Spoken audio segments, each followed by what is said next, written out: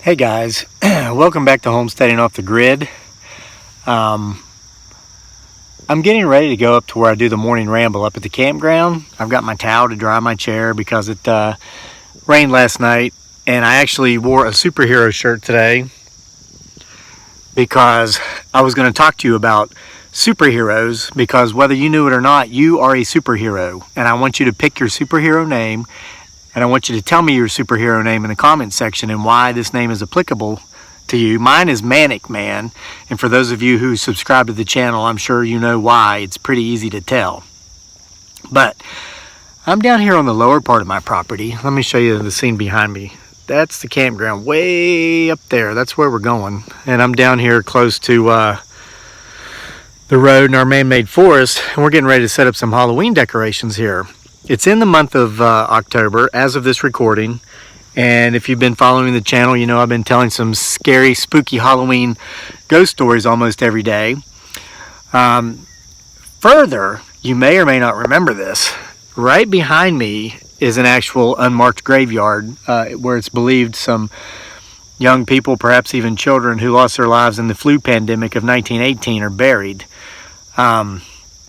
I'm going to show you something really weird I just found. And guys, if I hadn't come down here, I wouldn't have noticed this. I've never seen anything like this before, and I'm probably going to look stupid because while this video is uploading, I'm going to be Googling what this is. There's got to be a reasonable explanation.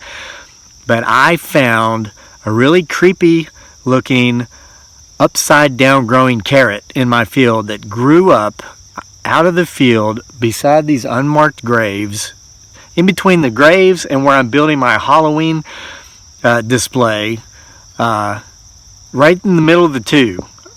Let me show you this. Okay, well, before I show you the carrot, I'm going to show you the chickens. I forgot to shut the gate. My mind's a little preoccupied. I let them out of their house, and I usually let them out to free range a little bit later in the day, but I guess they're getting the free range a little bit longer today. Okay, so I've got hay underneath that black tarpaulin right there.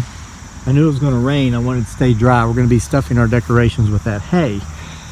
Here's the wood line, and just through these woods there's that unmarked grave I was telling you about. Here's my coffee mug and my towel to dry my chair.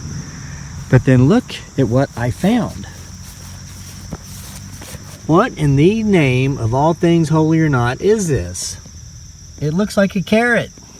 And check this out. This is like fresh mud, still so moist. There you're getting, it's about the size of my finger, a little bit thinner though.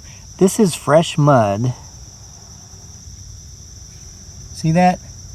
Which means it just grew, just came up. And check this out. I mean, you know, it kind of looks like a carrot, but it also kind of looks like a crayon. So what's your take on this, folks?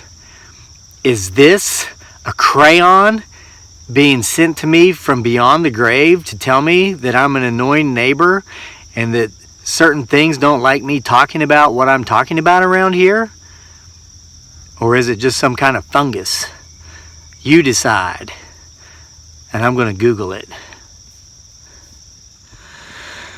Okay guys, so I'm up here at the campground now to talk to you about what I was going to talk to you about, and that is the fact that you are a superhero. That sure was some creepy upside down growing carrot coming up out of the ground down there, wasn't it? I'm trying to showcase my firewood efforts. That's all red oak that I cut yesterday. And trust me, those are way bigger than they look like from here. Those things probably weigh 70 pounds each, those big ones. I cut that up yesterday. So every morning when I get dressed to come up here, I do it in the dark. I grab whatever shirt's on top, whatever shorts or pants are on top in the drawer because the bedroom's still dark. My beautiful bride dearly still asleep. Today I actually tried to match though. I wore my Captain America shirt, not that I think I'm him, but because I'm going to talk to you about the superhero that you are. And I made sure to match it with my blue jammy pants and my blue UVA hat. We are UVA fans, nothing fanatical though, but You probably noticed I wear a lot of UVA shirts and sweatshirts and hoodies. The reason why is not because we're the biggest UVA fans on the planet. We're not. And no, I didn't attend the university. I attended a university in northern West Virginia, and I did graduate, but not the university. But we are fans, and but I buy most of my clothes at thrift stores, and so since we're living outside of Charlottesville, you can get so much UVA stuff here for like $2.99. Those hoodies, just an FYI for those of you in Albemarle County, if you go to Mincer's, where you pay $140 for those hoodies, if you go to any thrift store, you can get them for $2.99, like us. So with that said, you guys, and I want to give you a big thank you for this, you guys have actually been helping me write my next book. I pulled it up. It's it's the third in a trilogy of a series I started years ago. I did the first, I did the second. I've had writer's block on the third one, and I'm going to tell you why.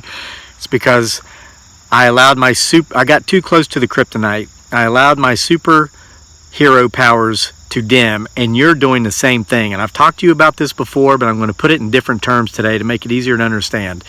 So it's Trilogy of Terror, book 3, the long-awaited. The last one was written, I think, 4 or 5 years ago. I pulled it up recently to begin writing in it again because you guys are helping me tell the stories, and I'll explain here in a second. I had not written in this since 2016 because I already had it started. And the last, it's on, it's Google Docs. It was, the last entry or correction was 2016. This is October of 2018, so it's been almost 2 years. I've been hugging the kryptonite. Now, what is your superpower? What does this mean? Okay, I'm Manic Man. I've given myself the name Manic Man. So many of the things that I do when the spirit moves me. And once upon a time, 20 years or so ago, people tried to medicate this out of me, and I was convinced, like I rambled here recently, do I need therapy? Should I stop rambling and seek therapy? You know what? I knew the answer to that before I asked you guys. I just wanted some input. I know the answer is no. Okay, I'm crazy. I've accepted that, and I embrace it. I don't suffer from insanity. I enjoy every single minute of it. And by golly, with this channel, we found 60,000 people who are my kind of crazy, and that's why you're here too. So I'm embracing your crazy just like you're embracing mine, and I'm going to tell you how I use mine, and hopefully you can use it this way too. Okay, so the pills, that's a kryptonite for me, okay? I've been there, done that. And you know what it does? It takes away the superhero energies, and here's what I'm talking about. Writing, okay? One of our subscribers, Mark, French name I can't pronounce, left a comment yesterday in the ghost story I told back here in the woods about the Halloween Stiffman Hollow Dare. Mark, you said you want to know where I'm going with this series of stories. You're wondering about some build-up, what's going to happen on Halloween, all this. Mark, you're giving me credit that isn't due. I'm telling ghost stories because I like telling ghost stories. I've been trepidatious to do that on this channel because it's a homesteading channel, and I'm showing you how I fail miserably at gardening. I'm showing you all the trees I plant that die. I'm showing you the goat house I build that turns into a chicken house because it's not going to work as a goat house. All these projects that I'm terrible at because the theme is homesteading, and that's what we're trying to do. We're just not very good at it. But my passion and what I'm so happy about is that I love to tell stories, and I've found a bunch of people who, it's not about the goat house. It's about the story behind how a goat house becomes a hen house.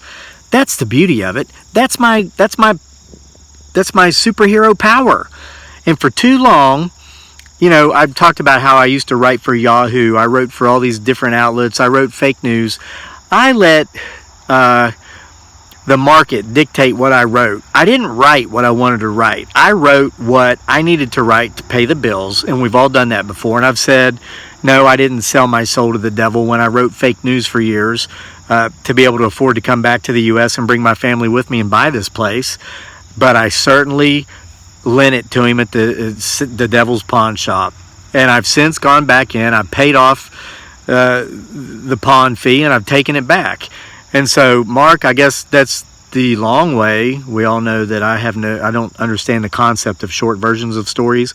But Mark, that's the long way of saying if you're holding your breath with anticipation to see what the payoff is on Halloween, you better start breathing before you turn blue, like your profile's fake picture.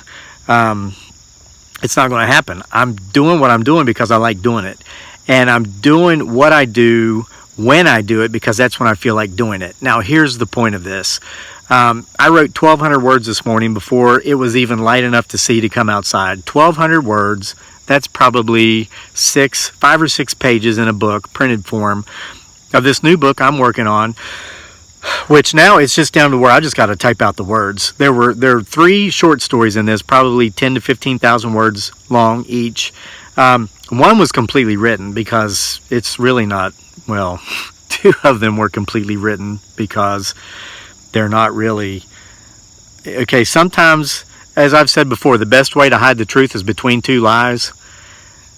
Let's just say a lot of my writing that's written and published as fiction, there's more true stories in those stories than there are tall tales. I just can't tell you what's fact and what's fiction because maybe I would be locked up and maybe there are just things that, well, just are not supposed to be talked about until long after certain people are no longer among the living.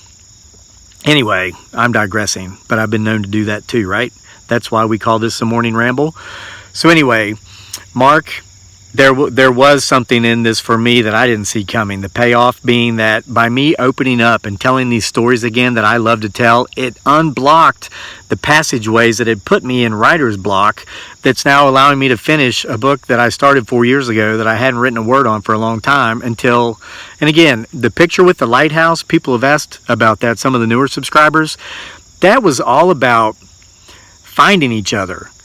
Me, who thought I had to write false stories about UFOs abducting missing Malaysian airline flights and all these kind of things, those were the only things that people would read. Nobody wanted to hear the truth. Well, we found 60,000 people who don't mind hearing true stories. I would like to say well told. Some people say told takes too long to tell them. But enough about me. Let's talk about you.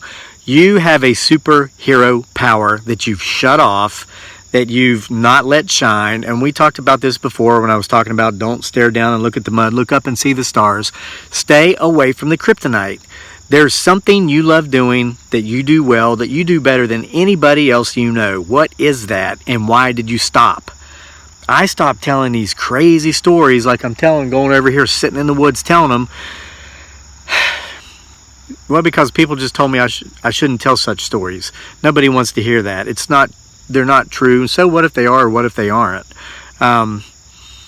We can't let others dictate for us the way we live, because if we do, we're embracing the kryptonite. We're not embracing the power. So I'm manic, man. Yeah, I'm nuts. I'm completely insane. I sit around and ramble and tell these stories that may or may not be true, but I like telling them and it makes me feel good. And I like writing them. And there are people out there who I've found here who like reading them. So that is now the focus. Okay, not everybody, I'm just watching my chickens way down there in the field.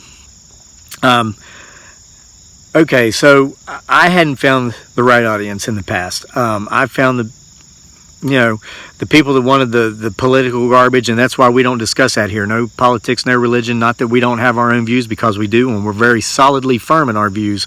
But we just got sick and tired of the alienation. If you didn't think like this, like us, you didn't agree with us, and you're not on my team, go away. We're done with that, guys, and that's why we're here. We're here for the realness, the stories that unite. And it's October, and everybody loves Halloween stories, so I'm going to keep on telling them.